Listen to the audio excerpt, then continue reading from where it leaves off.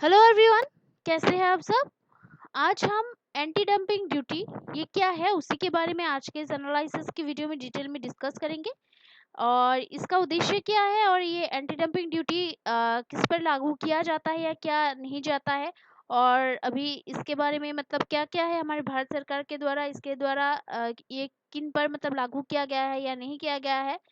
तो इन सभी के बारे में जो है हम आज के इस वीडियो में डिटेल में डिस्कस करेंगे, जो कि आपके एग्जाम पॉइंट ऑफ व्यू से बहुत इंपॉर्टेंट होगा और जो भी आप कॉम्पिटिटिव एग्जाम्स के लिए प्रिपरेशन कर रहे हैं उन सब के लिए भी बहुत ही फायदेमंद होगा। सो प्लीज़ इस वीडियो को जो है एंड तक ज़रूर देखिएगा और लाइक करना मत भूलिएगा। और अभी तक अगर आप लोगों ने हमारे चैनल सब्सक्राइब नहीं किया है तो प्लीज़ सब्सक्राइब कर लीजिए और साथ ही साथ बेल आइकन भी दबा दीजिए ताकि आपको अगला नोटिफिकेशन मिल सके। तो चलिए आज का ये जो डिस्कशन है वो शुरू करते हैं। तो अभी हाल ही में जो है इंडियन गवर्नमेंट ने जो है चाइना, थाईलैंड, कोरिया और 3 जो अन्य जो देश जो है यानी कि 3 अदर कंट्रीज जो है इनके अलावा भी उनसे जो है अभी तांबे की कुछ जो उत्पाद जो है यानी कि जो कि सर्टेन कॉपर प्रोडक्ट्स जो है उन पर इंपोर्ट्स के ऊपर जो उनके उसको एंटी डंपिंग ड्यूटी एडीडी को इम्पोज करने से मतलब ना किया है, मतलब इम्पोज नहीं किया जा रहा है ऐसा डिसाइड किया है इंडियन गवर्नमेंट ने। और अभी ये जो है ये अप्रैल में व्यापार उपचार महानिर्देशालय यानी डीजीटीआर ने जो है एक जांच के बाद China, Korea, Malaysia, Nepal, Sri Lanka और थाईलैंड से कॉपर और कॉपर एलॉय फ्लैट रोल्ड उत्पादों के इंपोर्ट्स पर जो है टैक्स लगाने की सिफारिश की थी। अभी हालांकि ये जो है ये वित्तीय मंत्रालय इन सिफारिशों को लागू करने के लिए अंतिम निर्णय लेता है और उसी के आधार पर जो है अधिसूचना जारी किया मतलब करता है। तो इसको जो है इसकी जो मतलब सिफारिश जो है ये सबकी, तो इसको जो है लागू करने का काम और इसका इसके बारे में कोई भी मतलब जो कि फाइनल डिसीजन जो है वो भी फाइनेंस मिनिस्ट्री ही लेता है और उसी के आधार पर जो है कोई भी मतलब अधिसूचना हो या कोई भी जो हो वो जारी करता है फाइनेंस मिनिस्ट्री। तो अभी ये डंपिंग क्या है यानी कि एंटी डंपिंग ड्यूटी है क्या, तो थोड़ा सा उसके बारे में हम जान लेते हैं।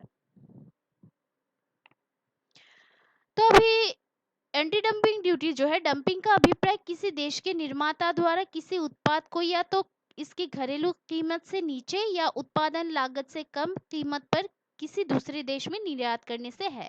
तो इसका अर्थ क्या है, ये जो एंटी डंपिंग ड्यूटी है उसका भी अभिप्राय यही है कि किसी भी देश के जो निर्माता द्वारा यानी कि कोई भी जो प्रोड्यूसर हो या फिर कोई जो निर्माता जो कि निर्माण करता है किसी भी चीज़ का, तो उसको जो है किसी उत्पाद को किसी प्रोडक्ट्स को जो है या तो इसकी घरेलू कीमत से नीचे और या तो उत्पादन लागत से कम कीमत पर जो है किसी दूसरे देश में इसको इंपोर्ट करने से है।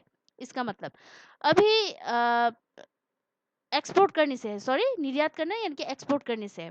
तो अभी ये जो है ये एक अनुसूचित व्यापार प्रथा प्रथा है जिसका अंतर्राष्ट्रीय व्यापार पर विकृत प्रभाव पड़ सकता है। तो ये जो है ये मतलब एक अनुसूचित जो व्यापार जो प्रथा है वो ऐसा है और जिसका कि इंटरनेशनल मार्केट पर जो है इंटरनेशनल बिजनेस पर इसका मतलब निगेटिव जो इम्पैक्ट जो है वो पड़ सकता है। ठीक है, देन उसके बाद आता है कि इसका ऑब्जेक्टिव क्या है।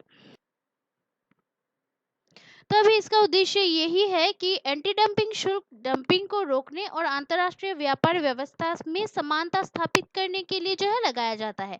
तो एंटी डंपिंग ये जो टैक्स डंपिंग जो है उसको क्यों लगाया जाता है, उसको रोकने और जो कि एंटी डंपिंग मतलब ये टैक्स डंपिंग को जो है शुल्क डंपिंग को जो है उसको रोकने और अंतर्राष्ट्रीय व्यापार व्यवस्था यानी कि इंटरनेशनल जो मार्केटिंग जो सिस्टम जो है उसमें जो है अभी जो कि उसमें समानता स्थापित करने के लिए यानी कि इक्वलिटी जो है उसको स्थापित करने के लिए उसको लगाया जाता है। और लंबी मतलब ड्यूरेशन में जो है अभी लॉन्ग ड्यूरेशन में एंटी डंपिंग ड्यूटी समान वस्तुओं का उत्पादन करने वाली घरेलू कंपनियों की अंतर्राष्ट्रीय प्रतिस्पर्धा को कम कर सकती है।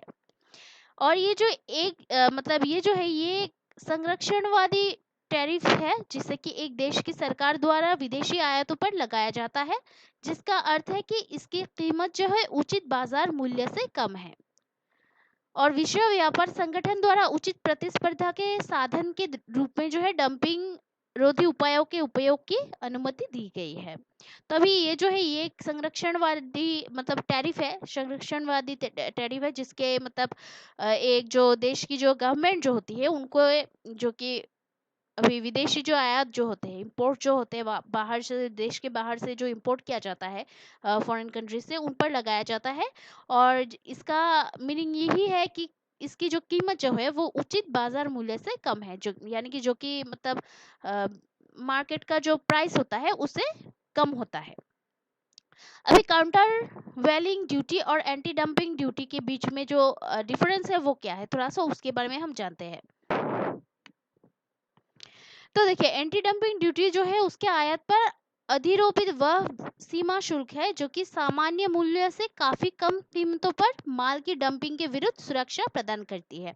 जबकि काउंटर वेलिंग ड्यूटी ऐसी वस्तुओं पर अधिरोपित की जाती है जिन्हें मूल या निर्यात करने वाले देश में जो है सरकारी जो सब्सिडी है वो प्राप्त हुई है। ठीक है, यही इसका डिफरेंस है। और उसके बाद आता है कि एंटी डंपिंग ड्यूटी से जो रिलेटेड जो विश्व व्यापार संगठन की जो प्रावधान है, यानी कि WTO provisions related to anti dumping duty, वो तो अभी इसकी जो वैधता जो है मतलब वैलिडिटी जो है वो अभी एक एंटी डंपिंग शुल्क इसके लागू होने की तारीख से 5 साल की ड्यूरेशन के लिए जो है वैध मतलब लीगल रहता है ये। और अगर अगर इसे अगर वैधता अवधि से पूर्व रद्द नहीं किया गया हो तो ये मतलब तब तक ये मतलब इसका वैल्यू रहता है, इसकी वैलिडिटी रहती है। अभी उसके बाद आता है सनसेट रिव्यू। तो ये सनसेट रिव्यू क्या है कि इसे जो है सनसेट या समाप्ति समीक्षा जांच के माध्यम से 5 साल की ड्यूरेशन के लिए जो है और बढ़ाया जा सकता है। सनसेट रिव्यू या समाप्ति समीक्षा का जो अभिप्राय जो है किसी एक विशिष्ट कार्यक्रम, गतिविधि या एजेंसी के निरंतर अस्तित्व में रहने की आवश्यकता और उसके मूल्यांकन से है। और ये जो प्रक्रिया जो है, जो प्रोसेस जो है उस विशिष्ट कार्यक्रम या एजेंसी की प्रभावशीलता एवं प्रदर्शन का आकलन करने की मतलब परमिशन ये देती है। और इसके अलावा भी इस प्रकार की जो स्वतः संज्ञान के जरिए जो है उसे या घरेलू उद्योग अथवा उस घरेलू उद्योग की जो ओर से प्राप्त विधिवत प्रमाणित अनुरोध जो है उसके आधार पर जो है इसे शुरू किया जा सकता है। तो ये मतलब जो कि डब्ल्यूटीओ का जो एंटी डंपिंग ड्यूटी से रिलेटेड जो प्रोविजंस है ये रहे।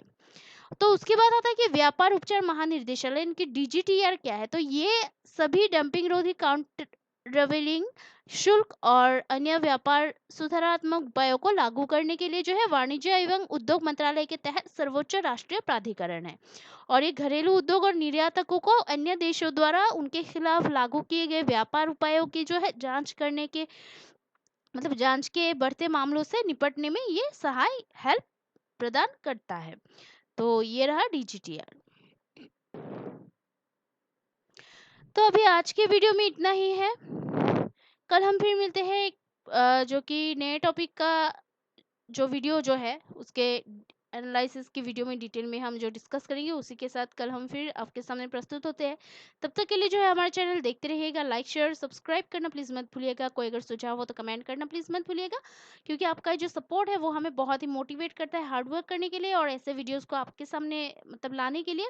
और ऐसे वीडियोज़ जो है बनाने के लिए हमें बहुत ही रिसर्च और परिश्रम की ज़रूरत होती है। तो आशा करती हूँ हमारे परिश्रम को आप लोग सपोर्ट ज़रूर करेंगे और ऐसे ही हमें प्यार देते रहेंगे। So please keep supporting us and keep watching our videos. Like, share, and subscribe. Take care. Jai Hind.